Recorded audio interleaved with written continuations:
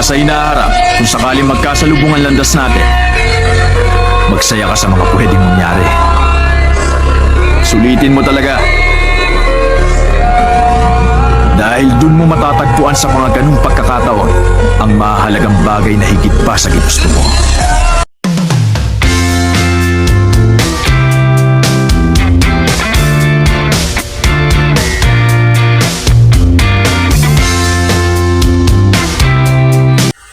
Dalawa na sila yung interviewin ko.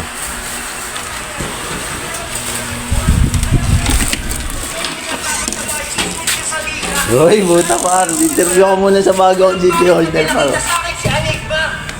Gara, ano yung gara? Parang pangmalakasan. Pangmalakasan na yan. Pangmalakasan vloggers na yan. Madami na.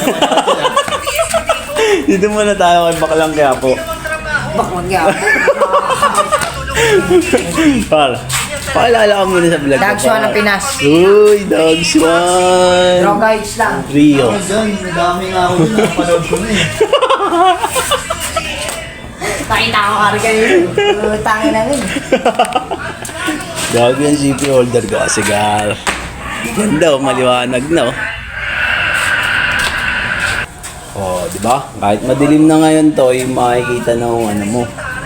Utoy in the house. Tayo yung ano yun. Putang ganda ng mga lakad ko. Hindi ka dito to.